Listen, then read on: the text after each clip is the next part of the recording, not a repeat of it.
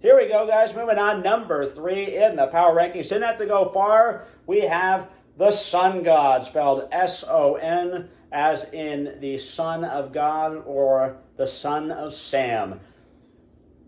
Obviously, Gabo is taking the saying, lean into your identity, a little bit too literally here. Continuing to misspell his team names. But hey, when it comes to Gabo, do we really expect anything less? I don't know. I certainly don't at this point. But let's get into his roster, right?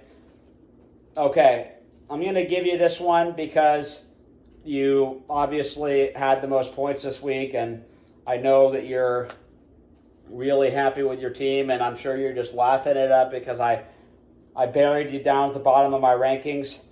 I could see this thing falling apart pretty easily, though, to be honest with you. Wilson looking very mediocre, and it's maybe not his fault. The coaching staff is a complete disaster in Denver. I'm going to adamantly beat that point in like a fucking nail with a hammer because I think it's completely true. Nate Hackett over his head, in my opinion.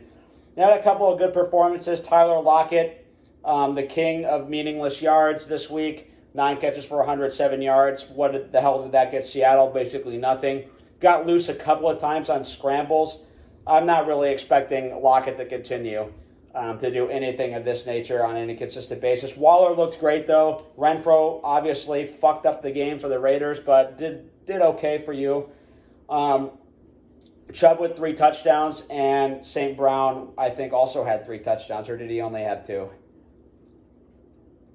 He had 2 touchdowns, and also that huge, 50-yard run. Okay, St. Brown, yeah, he looks great. He is currently the number 4 receiver in the league.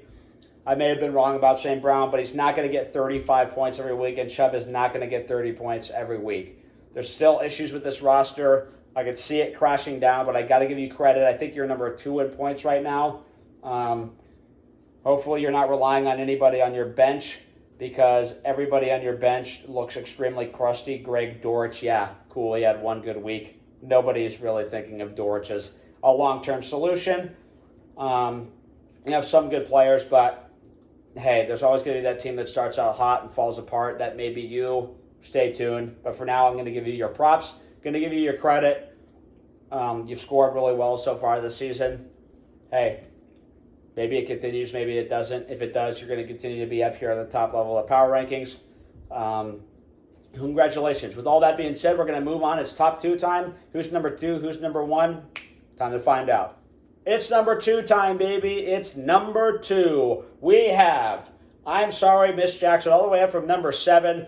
The most volatile team, perhaps, on our list. Really got out to a shitty start last week, but this week kind of rectified themselves. Rose up from the ashes like the Phoenix and seized victory in one of the most lopsided matchups in league history, winning his matchup by almost double. Nate Solly here. Let's take a look at what happened here. We've got Lamar Jackson. Is there anybody better right now in fantasy than Lamar Jackson? 45.5, far and away the number 1 quarterback in fantasy. Just decimated the Dolphins' defense. 75-yard pass, 75-yard run.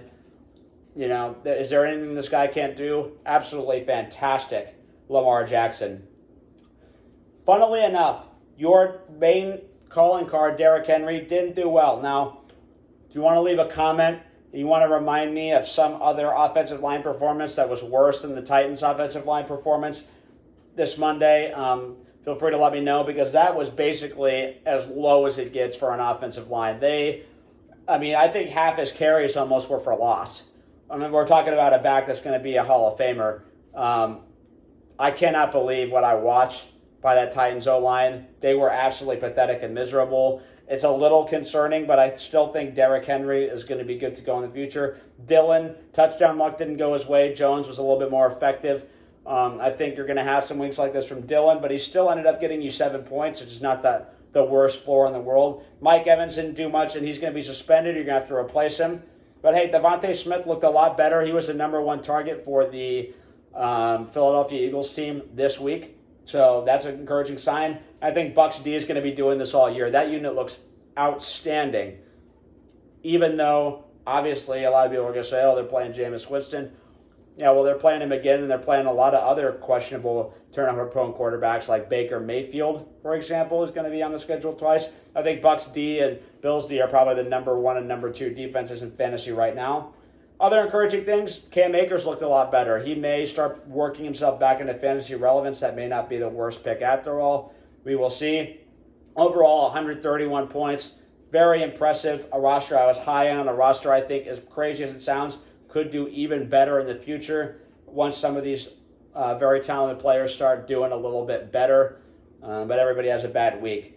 Now it's time for the moment you've all been waiting for, the number 1 team. Hey, this is maybe not a good thing to be number 1 because the last 2 number 1 teams have had disastrous collapses each time. We'll see if this first team is collapse-proof. Number 1 is coming at you right now. Going number 1 in the league power rankings for week 2 is Team Trey Lance is a bust.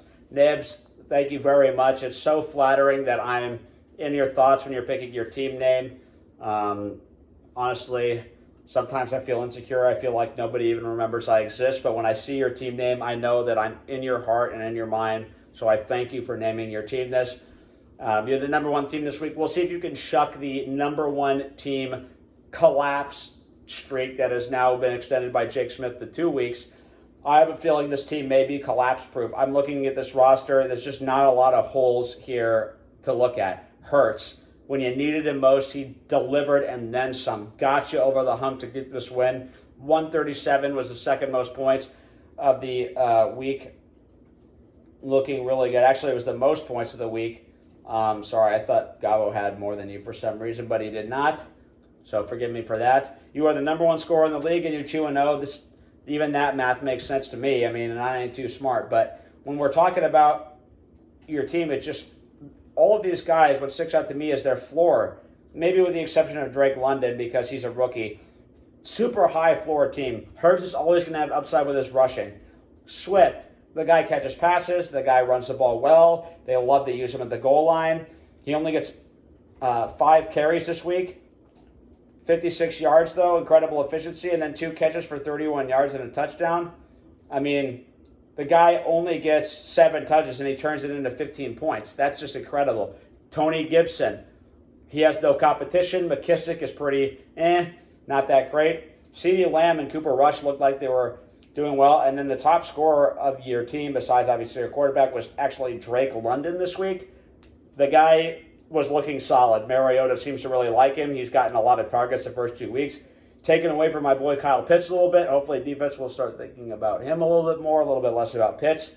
Everything. Freiermuth, you nailed the tight end. Cortland Sutton, that's what I'm talking about. Jerry Jeudy had 1 catch for 11 yards. Meanwhile, Sutton was racking up big numbers. 7 catches for 122 yards and a carry for 5 yards. So trying to get him the ball. I think he is going to really start separating himself. That's my prediction as the number 1 receiver on that team. No more fluky deep balls to Jerry Jeudy. Means Cortland Sutton is good to go. Nance, you're the number 1 team in the league. You got good depth. You've got good starters. You got everything. You got a new house. Not that that has anything to do with fantasy, but, again, congratulations on that. That's going to wrap up the rankings, ladies and gentlemen. I hope you guys enjoyed these rankings. I'm going to try and get them out a little bit faster. In the future, like I said, the bonus content is back again this week. That video link will be in the description if you want to see some analysis from someone who was there viewing the massacre that occurred at Santa Clara in Levi Stadium. But other than that, I have nothing more for you guys. I hope everything is going well for you all. And I hope you guys have a wonderful week. See you for week 3.